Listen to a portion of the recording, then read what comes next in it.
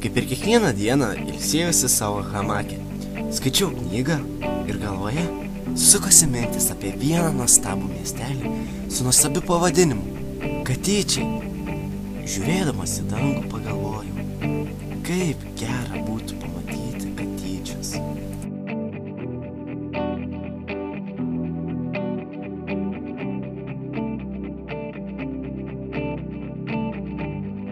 Norit sužinoti, kodėl jos nori pamatyti? Nežinau, kad ten yra be galo graži mokykla su linksmais ir maloniais vaikais bei mokytojais.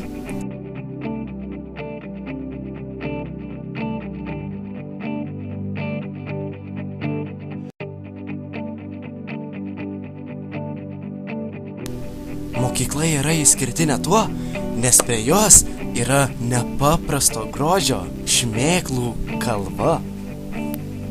Prie mokyklos yra stadionas su sporto aikštele ir net vieta tinkliniui žaisti.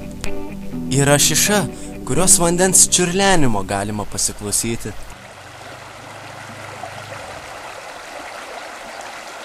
Yra tiltukas vedantis į Katyčių centrą.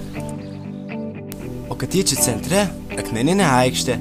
Tokių akmenimis grįstų kelių Lietuvoje nėra daug, todėl Katyčiai taipogi yra Lietuvos istorinio paveldo dalis.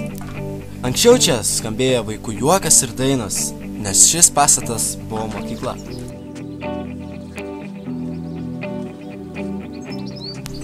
Norėčiau pasigrožėti be galo tvarkinga Katyčių aplinka, pasiklausyti paukščių čiulbėjimo ir pamatyti evangelikų liuteronų bažnyčią.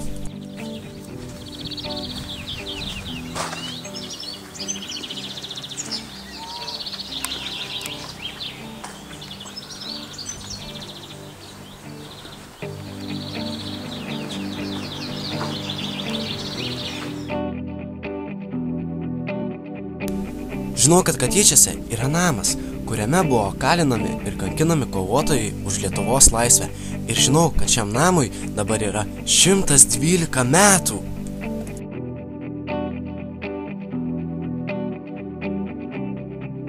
Nors Katyčiai iš pirmo žvilgsnio atrodo labai ramus miestelis, tačiau čia slepiasi daug meniškų sielų. Vienas gražiausių to įrodymų – liepsnojanti širdis, išpiešta ant senojo malūno sienos. Žinau, kad Katyčiuose yra be galo mandagų žmonės, o mandagiausia, aišku, seniūnė.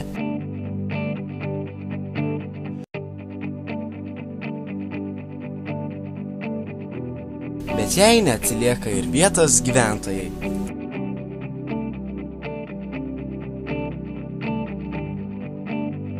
Katyčiai mano svajonė, jie viskuo apsirūpinę, netgi turi priešgaisrinę sireną, kuri buvo pastatyta 2003 metais. Dabar suprantu, kodėl Katyčiuose visi tokie malonūs. Jie turi gerumo akmenį, kuris spinduliuoja visą gerumą Katyčių žmonėms.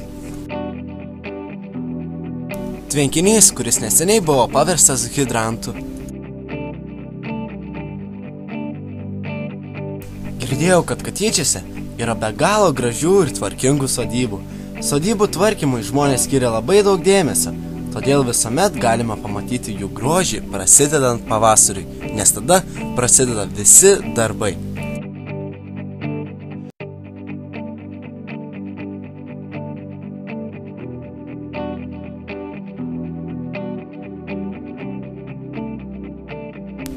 Galime pamatyti nuostabų vaizdą, kai pradeda žydėti obelys.